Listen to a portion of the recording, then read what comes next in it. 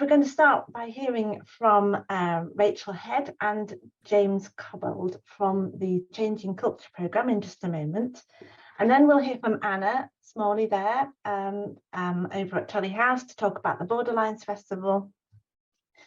I'm going to talk to you a little bit about the 16th of September quarterly meeting, which is when we get the chance to see each other face to face. Amy's going to mention a few more updates on the website, and Chris Bridgman is here to talk about the next training opportunity that we have on offer, all by 10:30 when we will finish neatly on time as usual. Okay, so allow me to introduce Rachel Head, who is the Head of Children and Young People Services at Braithey. Good morning, Rachel. Thank you for joining us. No, lovely to be here. I'm sorry I'm flying solo and not in partnership with James as we'd hoped. So I think something must have cropped up for him. So no, he's here. He is here. Oh, is he here? Hello, Yeah. James. Hello, James. James is Exec Director at Theatre by the Lake. Give us a wave and say a wave and say hello, James. Hello, everyone. Good morning. So, am I right in thinking that you're going to kick us off this morning, James? Yes, I am fleetingly visiting you. Apologies, I'm just in a committee meeting, but they've let me step out to come and say hello to everyone and to support Rachel. Are you going to introduce the Changing Culture programme then? Yeah. Well, I'm going to introduce sort of Theatre by the Lake's thoughts on it, and then Rachel is going to give you the actually useful information about the programme and what the outcomes are. I think that's fair, Rachel. Yeah. Okay. Could you just start by saying a sentence about what it is for those people who don't know what we mean by changing culture? So Changing Culture programme was an Arts Council initiative that Theatre by the Lake, Braithey and University of Cumbria applied for to help develop aspiring leaders across Cumbria and into Lancashire. Brilliant. Okay, take it away then, James. How was it for you? Well, just to say, I mean, as some of you know, I'm standing down from Theatre by the Lake in about 4 weeks, and this remains one of the things I'm most proud of from a Theatre by the Lake perspective. I think the chance to work with Braithey, and particularly Rachel, and the University of Cumbria was a really positive experience. And we got to work with a group of 18 participants who were so committed to developing their practice and embracing this industry that it was a genuine pleasure to be involved in. And also, and some people are in this room, you know, those people that offered to be mentors and hosts and made the course so enriching for everyone involved and so relevant to our industry in this location. I just thought it was an absolutely extraordinary programme, and also for you know, thanks to the Arts Council for actually making available funds that allowed us to genuinely invest in a relatively small number of people, so that we could actually make a meaningful impact rather than doing something where we had to look at large numbers. So yeah, I just wanted to say from my part, I'm really proud of the programme and just really proud that we can share the outcomes with you and talk to you about what the next steps might be. That's really great. Thank you, James. I was one of those mentors, and it's probably worth saying that that was a really positive experience for me and the other mentors. It's also a development opportunities for the mentors. And certainly my mentee was way brighter than me, and I had to be really on my mettle to keep up with her. And she's long gone out of the county, which I know is not necessarily what you wanted, but it was an amazing opportunity that she took. So Rachel, thank you, James. And just to say from all of us, if we don't get the opportunity again, that we'll miss you and your support, especially for Cumbria Arts and Culture Network. Thank you, James. No, and thank you for everything you're doing. And I will disappear gracefully. Do come back to us before you go, if you can, though. I will. Look forward to seeing you all. Okay, cheerio. Thanks, okay, James. Rachel. Okay, so yes, so following on from that, really, I guess the only things I would add in terms of context is that our successful application was one of 18 funded projects by the Arts Council nationally. So, you know, we were waving the flag for our part of the world in being successful in getting this funding from their Transforming Leadership Fund. And there has been a real commitment, I think, in investing in the leadership of the sector. Primarily, they were looking for projects that were helping young and aspiring leaders and those people who would not usually find their way easily into academic or leadership development opportunities. And our application absolutely focused in on actually delivering on those two outcomes. So as James said, we worked with 18 participants. The purpose of the programme really was to increase people's skills, attributes and confidence to become future leaders within the sector, particularly Cumbria and North Lancashire, but I'm just going to focus on Cumbria today. Next slide, please, Katie. I have to channel my inner Professor Whitty here this morning. Okay, is that the right one for you? That's perfect, thank you. Okay, take it away. Great. So for those of you who are less familiar with the programme, it was made up of a variety of sort of elements. That's what I think contributed to its success. So from a Bray Trust perspective, our development and opportunities to actually work with people around their personal development was what we brought to the programme in particular, and also when we're thinking about leadership, that leadership development alongside the personal development and self-awareness that we brought through the residentials and the overall coordination of the programme. The university brought obviously the more academic side, which, because every participant who completed the course ended with a diploma in social enterprise leadership. And also we had the practical experience through sector work placements across the county in different places, and also inspirational visits. So in year 2, our students went up for the Edinburgh Fringe. There was also mentoring, regular mentoring, and then we also had a support fund built within the budget of the programme, which enabled those folk who perhaps had greater barriers, that might be childcare costs, that might be issues with benefits, that we could actually support them to make sure that they were given every opportunity to engage with the programme. And it's how those little elements kind of slotted together that made the programme as successful and as rich as it turned out to be. So what I've tried to do this morning is just pull out the main headlines of the impact of the programme for you to hear about. 2 reasons really. One, to say thank you for your support through the network, through the sector, through you as individuals, particularly those of you that have directly contributed to people's learning and leadership development, but also because you have a strategic opportunity here to take the impact and the learning, perhaps for us to think together about how we could extend those leadership development opportunities across the sector going forward.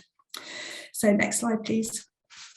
So there are the kind of 3 main outcomes in terms of headings, and the first is academic confidence and achievements. There's a direct quote there from a participant in terms of the very formal evaluation that we did with our senior researcher here at Bray, but also there was an external evaluation funded by the Arts Council of the whole 18 programmes overall. So folk really had the opportunity to reflect and think about what difference it had made, and then for us to capture that. The key mechanisms of change are really what I'm trying to cover so we can really pull out what was it that made the difference. So certainly the diversity of assessment and assignment methods, that seemed to have been really, really helpful. The fact that folk had the opportunity early on to have an early assessment for their additional learning needs. We found this before, where often students will have had undiagnosed issues such as dyslexia that have been a potential barrier to them engaging well academically. So that's something that we undertook very early on, and then put in the support required. And also this programme kicked off in COVID, which was quite a challenge. So there will already have been issues around people's wellbeing and coping strategies when undertaking something like this, and the time commitment and energy commitment, but in lockdown made it especially difficult. So there was quite a lot of focus on wellbeing, coping strategies and development as such to get by. And then their confidence was also boosted by having success early on with their initial assessments. So that kind of wraparound support, both from the university and ourselves through the project manager at Bray, they really helped to nurture and support folk to have that increased academic confidence and to have the achievements that they did. Next slide, please. So the second bit was, in terms of key outcomes, was around creative sector experience and connections. Again, a quote there for you to read if you wish. And the issue of kind of networking and partnership and collaboration was a key part of the programme. And people's individual experience of mentoring definitely broadened their knowledge of networks, resources and the sector. But there was also an opportunity through the programme, through the host placements, to collaborate with industry professionals, which folk really, really valued. And that opportunity through all those experiences to build those networks, both with their peers from the programme, but also with other colleagues. And then the networking opportunities that came through the Edinburgh trip were seen as really sort of enriching and inspiring. So it's kind of layered up of these individual connections, that one-to-one mentoring all the way through to the host placements, the actual training experience, both here at Brathay and also in the university, and building those kind of connections with peers and colleagues, also learning together, and then that kind of wider network, both county-wide and then nationally. Next slide, please. The third key outcome was around personal development and self-leadership. So this is a leadership programme, and a lot of the folk who came to and were successful at getting a place on the programme were people who had not had this opportunity before. So that opportunity to become self-aware and to really have that opportunity to think about their own personal development was hugely significant in year one. And then obviously the development of their leadership potential beyond that. So we have a very experiential learning approach here at Brathay, and that's what we use through our residentials and through our ongoing conversations, and particularly through the action learning set. We try to put people into a stretch zone, so they're neither in panic nor are they in comfort. That's where we know that we get maximum learning, and that's what we try to facilitate throughout the 2 years. There was a lot of focus on reflective practice, both with the modules, assignments and tools, and constantly returning to those so folk could really track their own sort of learning and growing experiences. And that peer support and friendship from colleagues in the programme were also really strong. And as I talked about before, that importance of trying to put people in that stretch zone so that they got maximum benefit from the programme. And it was really great to see, as you can see from the quotes, some of these new ways of thinking and working started to become part of people's everyday experience, which was fantastic. Next slide, please.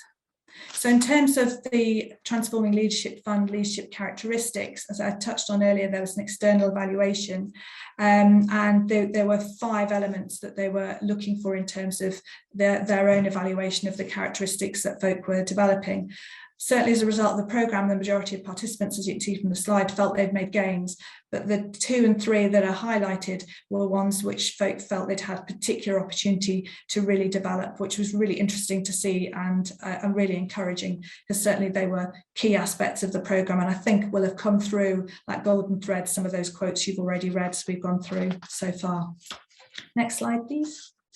So as part of our own evaluation, we also spoke to sector representatives. We might have spoken to you on the call, and tried to get a sense of your perspective on the kind of achievements of the participant and how successful the programme had been. So everyone expressed a positive experience of the programme, its impact, and both on individuals and on the sector organisations, and the benefits of growing leadership talent in the region. But as you can see from those bullet points, there were particular things that folk had felt were particularly strong around this programme. Next slide, please. They also noticed some of the challenges as well. So ultimately, we started and ran most of the programme in the pandemic, and it was really difficult to begin with. So that did present limits on access to sector organisations, as you would expect, having lived through that yourselves. And for some participants, they did find the academic workload quite stressful, depending on kind of what level of jump up that was for them academically. Obviously, there is the wraparound support, but it doesn't necessarily take away from the fact it is a big ask and it is a tough programme. There's a lot packed into it. There's a lovely quote that I've just included at the bottom there, just really supporting, I think, the importance of this kind of opportunity for folk. And I guess pushing James and I along into a place where we were already travelling, which is how can we extend and expand this opportunity? Are there future developmental programmes that we could look to develop, building on the learning from this one? Next slide, please. So there are just a number of bullet points in this slide and the next one, really, in terms of just picking out what folk like yourselves thought were the kind of key skills, qualities and knowledge that have been brought to the sector as a result of this programme and developing these key individuals, these leaders of the future. So that increase in confidence that we talked about, that development of an understanding of vision for partnership working and networking, an increase in focus and motivation, particularly in their future career direction, an increase in knowledge of the sector itself and developing self-awareness and the identification of personal development needs. Next slide, please. And then there's the other particular points were an increase in ability to take responsibility in organisational skills, particularly project management. That was one of the modules. An increased ability to support colleagues, inspire and represent others. Sort of showing that professional resilience. Goodness me, what a time to do a leadership programme during COVID. So resilience was definitely a key part of it. An increased understanding, ability to lead in a healthy organisation. And then an understanding and commitment to social enterprise, that was a key part of the diploma, and an understanding of how to set up a small business of governance and administration. So there were practical skills alongside that leadership development, because the Arts Council were looking for programmes that developed both soft and hard skills, and we tried to build in that kind of variety within the CCP. So just to finish, the last slide really, I hope, just summarises from a participant perspective and also from the sector reps perspective of one person's sort of individual journey. So you can see here, whereas before I often settled for a participant role, now I'm able to lead and bring others with me. This in part is due to the course giving me the confidence and faith in my abilities. This has allowed me to lead without doubting myself. I no longer just sit and only speak when spoken to. I put my ideas forward and contribute to the conversation. I have lots of ideas for future projects, and I now feel confident expressing those and explaining them to others. The confidence that the course has allowed me to build has also helped me stick to my convictions and be vocal about my viewpoints. So scattered within that, you can see those leadership qualities that we would want, but also that growth and development in the individual, which is fantastic. And then that lovely quote just to finish from the sector rep around learning, understanding and passion for the social enterprise sector. And the application of what they've learned in the sector has flourished tremendously, and they're certainly developing an authentic voice and vision that needs to be heard more. So hopefully this programme has really helped to grow some really great individuals who will contribute brilliantly locally. Hopefully not everyone will move on. It was always one of the risks, of course, when you give people opportunity, then it suddenly opens doors that perhaps haven't been opened before. But I hope that summary gives you a bit of a flavour of what the key successes were, what the key mechanisms of change were in terms of what worked.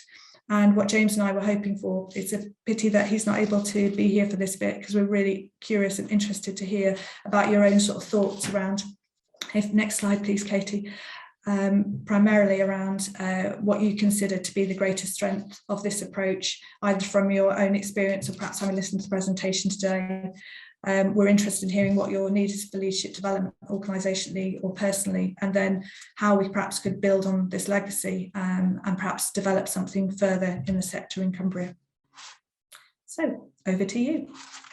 Rachel, I hope you don't mind me chipping in. I work with James at Theatre by the Lake, and I'm happy to say I can represent James here and kind of be an ear for Theatre by the Lake on this. I also wanted to say that when I looked into the programme, I looked at all the participants listed on the website, and I actually know loads of those young people that I've kind of collaborated with and met and worked with over the years, and I think it's obviously had a really positive impact because they're all fantastic. I knew about 6 or 7 of them, so it was quite a surprise. Great, that's really encouraging. Thank you. Thank you, Rachel, for that really swift run through. That was amazing summary. Really well done. There's loads that was positive about it. I'm really interested in what you said about the stretch zone. I'd love to be in the stretch zone rather than in the constant panic zone. So that's just a tiny takeaway for me from today, but I got loads out of it as a mentor, and being part of a group of mentors. But you're right, what a difficult time to try and do all of that, to try and keep all those people with you through that whole year of lockdown.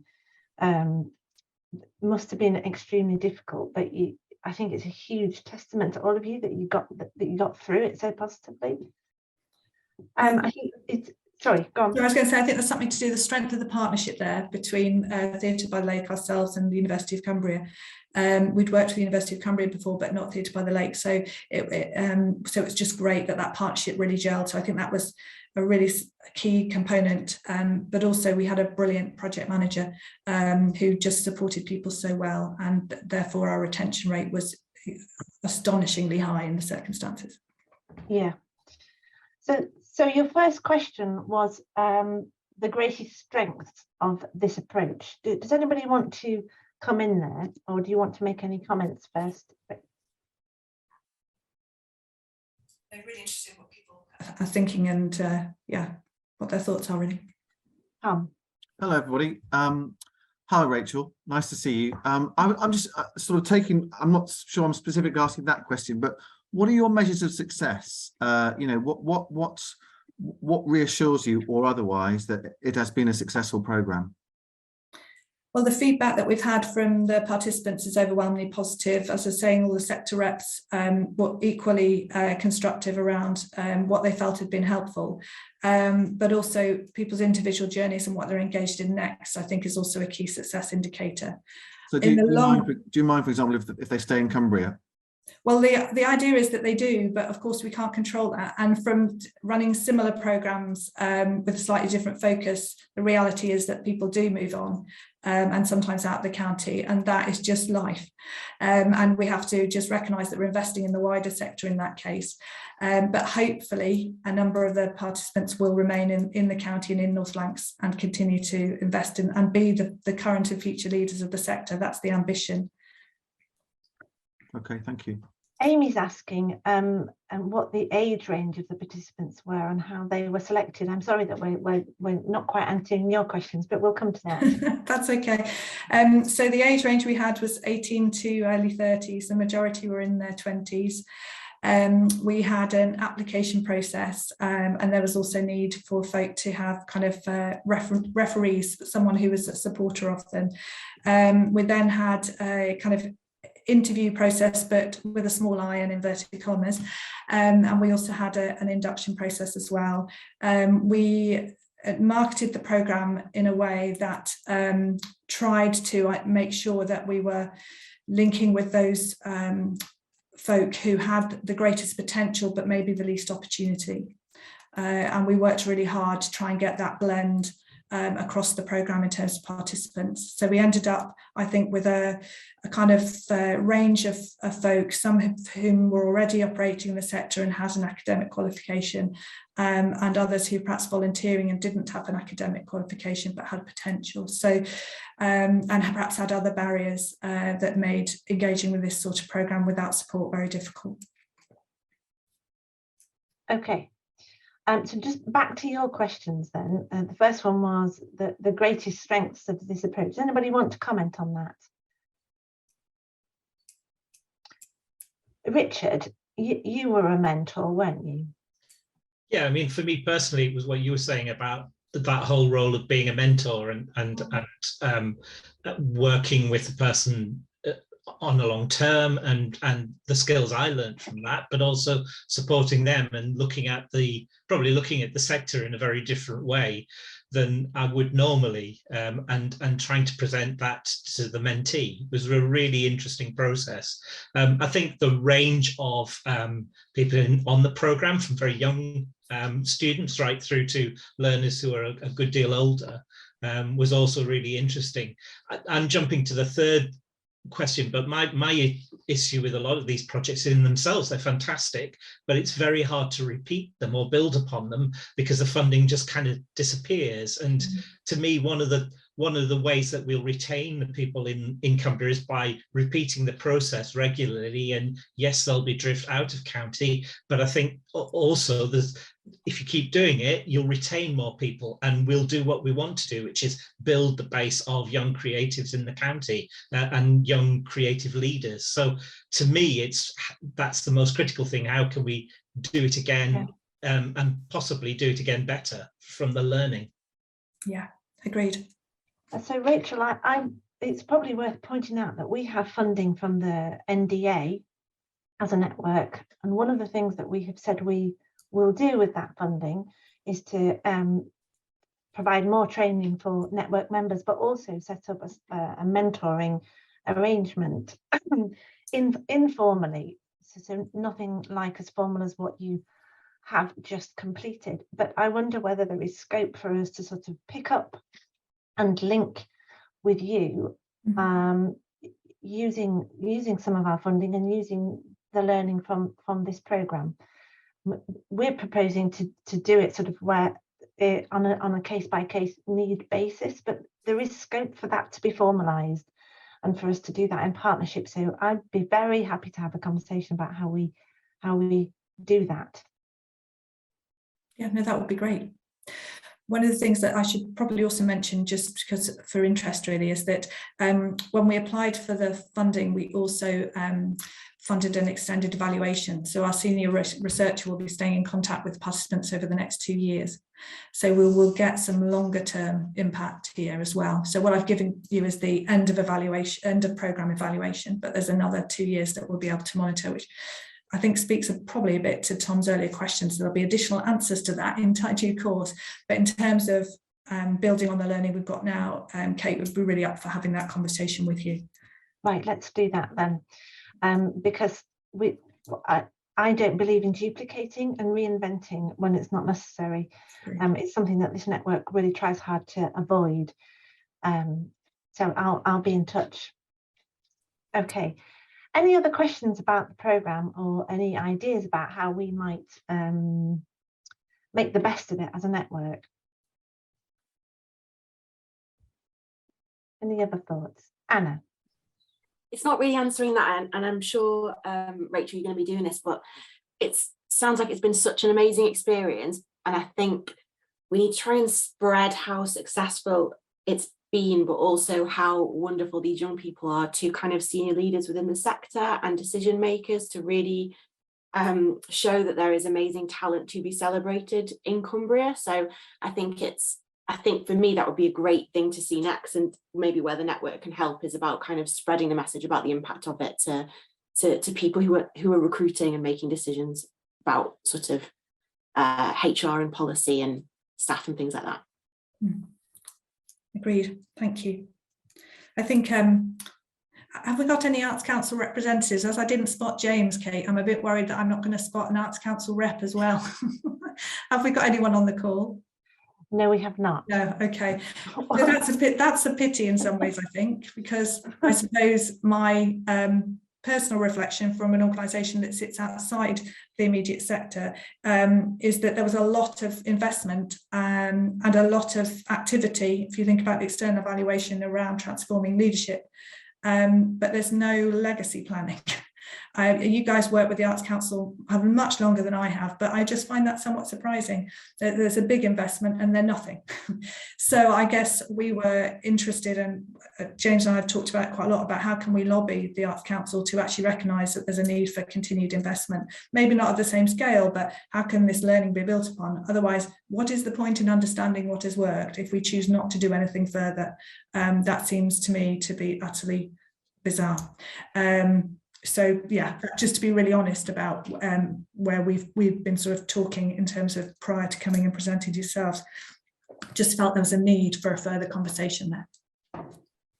Can I just very quickly, sorry, Kate. Well, just to say that this is, I think it's particularly valuable for Braithwaite to have been one of the leaders of this programme, because you're not part of the immediate sector, and I think that different perspective is just strikes me as having been really, really useful, because we're really good as a sector at looking inwards and not outwards enough, I think.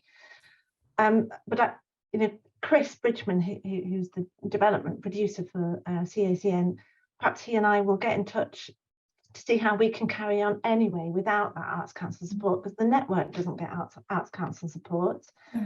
And yet we manage anyway, and we have other money that we will spend and can spend, and have already identified as mentoring as part of it. So yeah, we'll pick up with you. Tom? Just very briefly, Rachel, that cohort, that precious cohort of 18 to 35-year-olds, I think you said was the age range, are they still in touch with each other, or have they now sort of disappeared into the ether, or do you still have a sense of they're a group? Yes, there is. They are still informally in contact, as I understand it, and I'm sure the fact that we've got this continued evaluation will help to retain that kind of bond.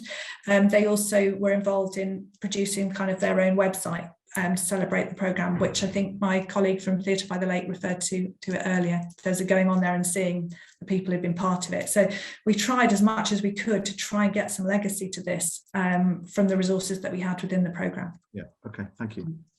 Okay, Tom. Oh, Simon, did you want to just finish I off? was gonna say, I am still here. There's just in and out of the door in the background, so I turn the camera off. Yeah, to follow on from that, Rachel, like, yeah, certainly the website does exist and it's out there, and it's a really interesting read. I think I found a link through the email that went out. But I know from personal experience that a lot of those young people do still kind of connect and link up. So yeah, I can verify that they're still kind of, yeah, connecting and collaborating. So that's really cool. Brilliant. Thank you. Tom, over to you. Good morning, or good afternoon, rather. Yeah, hello everyone. I was just doing something else for the first 15 minutes of this call, but it's really nice to see everyone again. I hope you've had a decent summer. Is it the autumn now? I think technically it is. Not No. sure. Isn't it the meteorological autumn has just begun? No. Yellow's No. shaking ahead. Okay. Well, it's sunny here in Cockermouth. I went to the Shrewsbury Folk Festival last weekend, so I was sort of full of culture and live performance and very nice international cuisine that they have lots of these food vans everywhere. And sleeping in a tent, I have never slept better than sleeping in a tent last weekend as well. It was wonderful. So I hope you all feel vaguely refreshed by whatever you've been doing in the summer activities. And I hope you've all listened to the amazing podcasts that this network is creating these days as well. We've talked about that already. All right, okay, all right. I'll move on. It was brilliant. Get off the stage, Tom. Right, okay. So what we're going to do now is we're going to cross over to Carlisle. Rachel, have you got to slip away now? I do, yes. So thank you very much for supporting me to come and talk to you, and nice to meet you all. Absolute pleasure. Yeah. Nice to see you. Thank Cheerio. you. Bye-bye. And there's an amazing book festival. So first of all, a bit of sad news this week, wasn't there, about Words by the Water in Keswick isn't coming back again. The organisation that ran that, I think, had its finger in 2 or 3 different book festival pies, because the Keswick one this year was pretty good and pretty successful. I suspect it's the other ones that have pulled them down. And also the Keswick Mountain Festival has taken a year off. I noticed in the news yesterday as well. So, you know, these are, as we all know, these are not the easiest of times for people trying to make things happen. But one thing that is going ahead is Borderlines. I think it's its 8th year, not sure. Anna Smalley is at the helm of Borderlines, and it's taking place the first weekend in October in Carlisle. There's lots of things going on, some of which are new. And Anna, I've invited Anna just to spend 10 minutes or so with you, just to give us some highlights rather, about what's going on at Borderlines. So Anna, the floor is yours. Thanks, Tom. Thanks, everybody. So we are in our 8th year. We are very much a not-for-profit festival. We're run by a committee of volunteers, including Tom and Monique. And we are really rooted, we hope, in Carlisle and Cumbria. So we work really hard to make sure with the programme that we have lots of Cumbrian authors and Cumbrian talent, but also Cumbrian chairs as well. And the lineup this year is, I know we probably say this every year, but it is really, really good. So over the past few years, we've worked really hard to try and get as diverse a programme as possible in terms of gender balance, but also race and ethnicity and also sexuality. And I think that really kind of shines loud and clear in the lineup for this year's festival. So we have some great headliners. So people like Robert Harris, Brian Bilston, the poet, who's almost sold out. So if you like a bit of Bilston, now is your time to get tickets. Jennifer Saint, who's a wonderful author who does retellings of classical Greek myths. Amanda Rowan as well, so great set of headliners. But I think more than that, really, when you look at the rest of the programme, I mean, I just picked out some topics that we have covered, and we've got everything from, here's a big list, cattle droving, geology, Windermere and the Kinder Transport, foraging and living wild, nature and well-being, photography. We've got a coroner, we've got a doctor who was on the front line in the COVID pandemic. We've got a session by Kate Box, who's wonderful speak, if anyone's heard Kate Box speak, about Northern women trailblazers. And we've got sessions about running for resilience, and also people like Nihal Arthaniaki, who's the wonderful Radio 5 Live DJ, talking about how to have better conversations. So the programme is so rich and packed full of brilliant things. We're also really keen with Borderlines on helping people develop their own creativity and their own sort of skills. So we have a great workshop programme where you can learn from experts about things like self-publishing, writing memoirs, poetry masterclasses. So a really great kind of practical, active part of the festival too. We have a quiz that we do every year, which is so, no, not a quiz. We have a poetry competition we do every year, which is super successful and popular. And this year the theme is listening. So if the muse is taking you over the next couple of weeks, please do write something and get it sent in.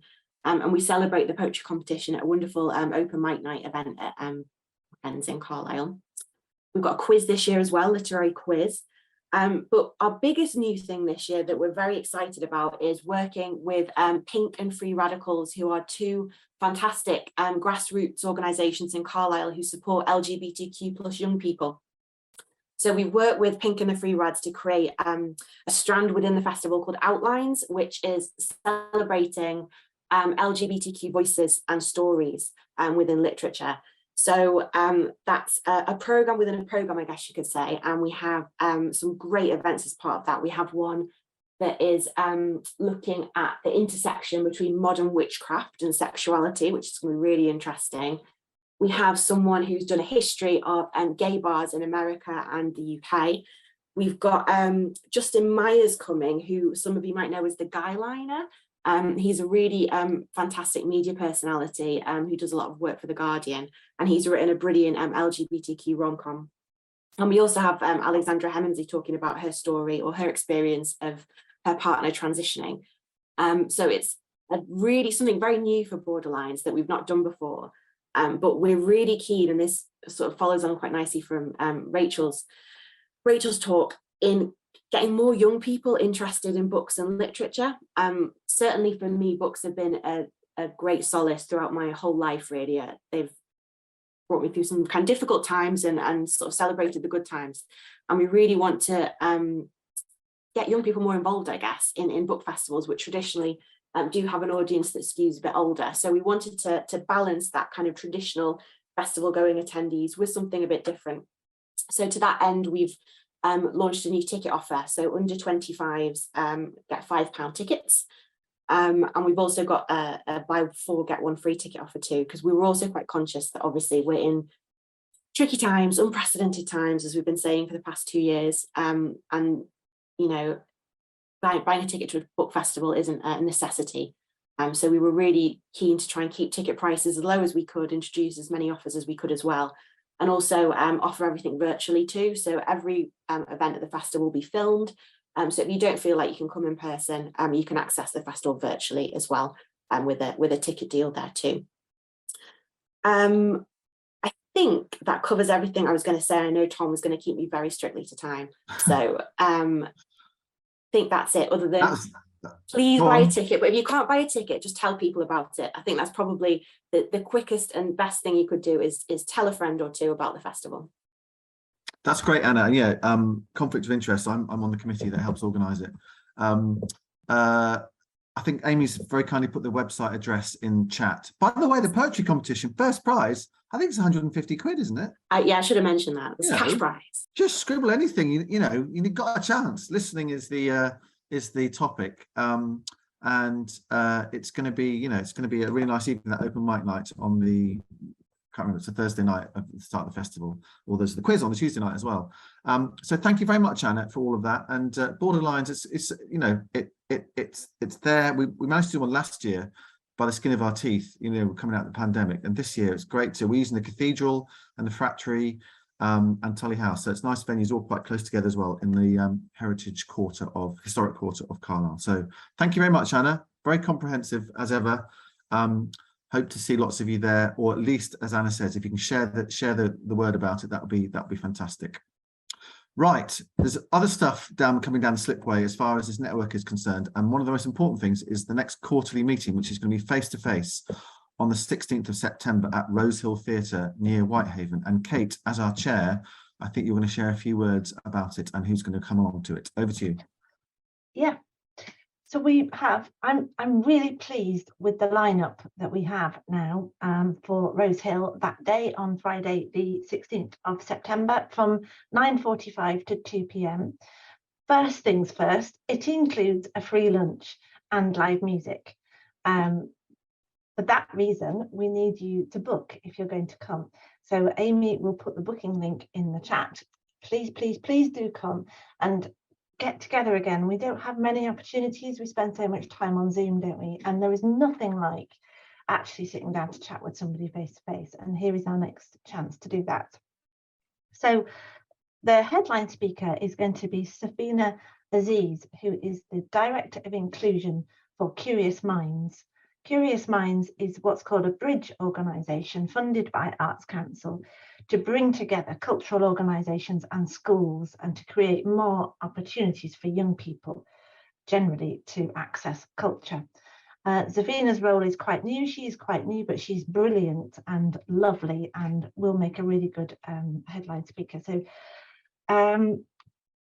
if nothing else, come to see Zafina and talk to Zafina. There'll also be Marion Hines, who is head of Cumbria Music Service, talking about the work that they do with very young children. Ian Reid, who is head of engagement and content at Lakeland Arts, bringing their new museum in a bus. So there'll also be a chance to have a look around the new Lakeland Arts van, which is all about taking stuff out into communities rather than waiting for them to come to you. Karen Thompson is a development manager for the West Cumbria Local Cultural Education Partnership, which is all about breaking down barriers for children and young people who can't normally access culture. Lorraine Smythe is Chief Exec of Action for Communities in Cumbria. She leads on the West Cumbria Arts Council funded Creative People and Places programme, which is just up and running. Again, it's about breaking down barriers and getting more people involved in culture. Caroline Housley is General Manager of Cumbria Deaf Association and of this parish very much, often here.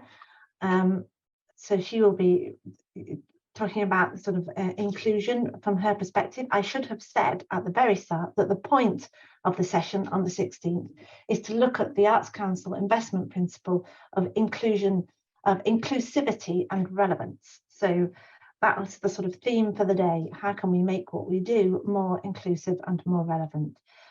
We'll also be hearing from Quentin Boys, who is the director of something called the Community Data Co-op. He's based in Cumbria, just up the road actually from me. And he is going to be talking to us about how we can get through to talk to more people who are not currently involved in what we do. How do we have conversations with people we don't already speak to, who are not engaged at the moment? And how do we collect data from those people and get their opinions and points of view? So it's going to be a really good session. It's free. Book via the link. If you're freelance or working in a voluntary capacity, you can claim your travel expenses by emailing me. Amy, could you put my email in chat, which is chair@cacn.co.uk, because we know that it's hard for people who are not working for organisations to get to this kind of thing. So yeah, that's it. Please come along. We would really like to see you. Tom. Excellent. Thank you very much, Kate. Yeah, it's going to be a really interesting morning and free lunch as well. So I shall be there. And it's also a very nice venue, Rosehill. If you've not been to Rosehill before, it's a lovely theatre that's got quite a history and it's relatively recently been redeveloped. And it's a really interesting place to be. So, and a nice location high up above Whitehaven. So hope to see you there on the 16th. So that'll, so in other words, not next Friday, but the Friday afterwards. We won't be on Zoom. We'll be at Rosehill. And it will also be streamed as well. I'm not sure whether Kate said that. So it will be streamed, the meeting as well, if you can't get there in person. But there won't be free lunch for you if you're watching it on your screen at home. Right. We're hurtling towards 10:30. A couple more things just to talk about before we finish. And that is, first of all, the CACN website has been updated a bit over the summer. And there's a couple of new bits to it. And Amy, I think, is going to cleverly show you and talk about what's happened. Amy. Yeah, no problem. It's kind of just a bit of a reminder as well to let everybody know the website's here and it's not just a static page. We've been kind of working on it in the background and we've always wanted to develop a few more resources. So don't kind of think, oh, I've looked at the CSN website and I know what's on there. It will be changing and it's going to kind of be full of different content all the time. So you'll see we've got our tiles, which are a really good way of, you know, kind of getting different bits and bobs on there. So that's one thing that changes.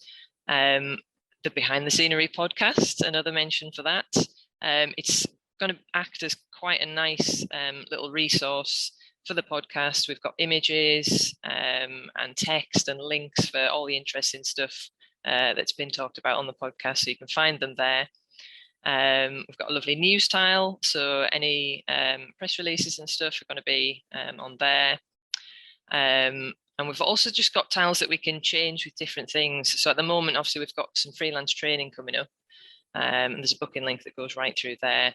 Our opportunities are actually a really good resource, and we kind of, we've only limited resources, but we would aim to be a bit of a one-stop shop in Cumbria for arts jobs and also arts commissions and workshops, that kind of thing. So just another call out to people, if you have heard about an arts job, an opportunity, or a creative call out, just forward them to us. That's hello@cacn.co.uk. Got lots of people that regularly forward them to us, but don't assume that we've heard about it, because we might not have done, and we can advertise them here. And then that's part of what we were talking about with Braithwaite as well. If there are opportunities, people need to know where to kind of get them from in Cumbria. And yeah, as you'll see, we've got some information about the quarterly meeting. We've got booking links there. What's coming up on Zoom conversations. Our newsletter, again, don't forget to tell people about that. People can sign up to our newsletter, find out what's going on. We'll get the Zoom codes on a Friday. And we've got our images. We'd like to do a bit of a refresh. If you have images that you want us to include of your venue or just of your creativity, again, send them through to us at hello@cacn.co.uk. I'll just quickly point out the menu to the side, which has some new pages as well. So you can see we've got the podcast there, which I mentioned, news page, which I linked to, events page, that's a bit of a new one. This is CACN events, not creative events throughout the whole of Cumbria, because that would be a full-time job. But you can see we've got our quarterly meeting and our training. So any training that we're offering or any kind of events and meetings that we're doing will be on our events page. So have a little look at that. And also our resources page is quite a new one. Basically, again, we're only kind of a small organisation, but we thought it would be at least a good idea to try and get some resources together for people. So we do often get queries from people saying, where do I get funding? I'm just getting started. What do I do? So if you're new to Cumbria or just new to the arts, hopefully it'll be at least a start of where to go. So we've got funding, advice, organisations, just a bit of a kind of first port of call really for people getting started. So that is probably about it. But yeah, it's basically just to say, don't forget the website's there, and it's not static. It's always got different content on. So have a look and let people know about it as well. Thank you very much, Amy. And lots of work's gone into that. So thank you for all the time and creativity that's gone into that as well. Fantastic stuff. Right. So before we finish, the lovely Chris Bridgman is also organising some fantastic sounding training for people who are freelancing in Cumbria. So Chris is just going to talk about how that is going to work. Over to you, Chris. Thanks, Tom. Yes, and other stuff to follow that as well. So yes, we have the wonderful Alison Grade, who is a film producer, has mentored creative entrepreneurs, has a very diverse experience, and particularly is expert in the whole sector of freelancing. And she is offering this course called a Fast Track to Sustainable Freelancing. We have a free, well, it's all free, but the introductory session, which is just a half-hour taster, so you can come along and see if the full 4-week course is for you. The taster session is 6:30 next Wednesday, the 7th. And then there'll be 4 2-hour sessions from Wednesday, the 21st of September, running through her whole approach, which is to say you don't just need to be good at what you're doing within your freelancing, you need to work on your freelancing. So the topics she'll be covering will be building brand me, valuing yourself, winning new clients, and the practicalities of freelancing. Obviously, there's a very widespread freelance community within the arts culture community, and a lot of people who may have part-time sort of fixed jobs and freelance around that. So I think this is going to be relevant to a lot of people within our ecosystem. So please do spread the word, and it is free. We've also got other stuff coming up after that. Amy has put the links, I think, anyway, they're certainly on the web page, and the link for the first taster session is on there, and we'll get the Eventbrite links for the rest of Alison's course up there shortly. And then towards the end of the month, 29th of September, we got a brief 1 hour session on suicide awareness from Every Life Matters in Cumbria. They make the point that 1 in 5 people will have thoughts of suicide at some point in their lives. And this is a brief introduction to get to know how you might know when somebody might be having thoughts of suicide, and how to talk directly and comfortably about the topic, and how we can all offer practical support.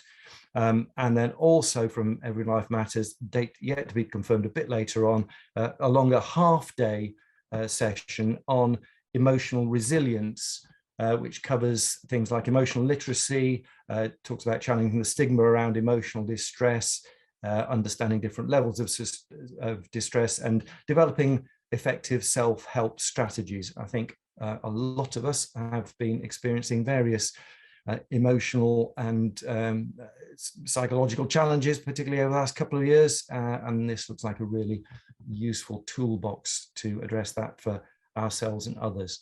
And yes, please do, if you haven't already, go on the survey which we're putting out to try and find out what people want to need in terms of training, personal development, mentoring, and do spread the word and get other people to do it. And then we've got a better picture of what the needs are and what we can usefully as a network provide to develop skills, knowledge, understanding, and confidence across the community in Cumbria.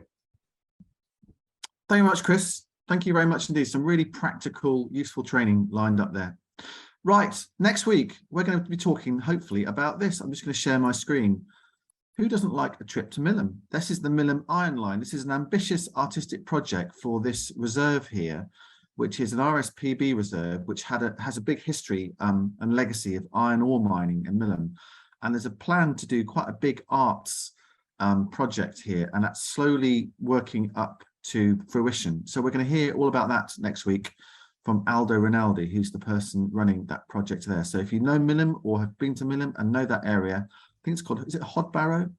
It's a really interesting area. And so hopefully, all being well, if the birds are on the wire in the correct way, we're going to hear about that next week, amongst 1 or 2 other things as well. So that is the plan for next week.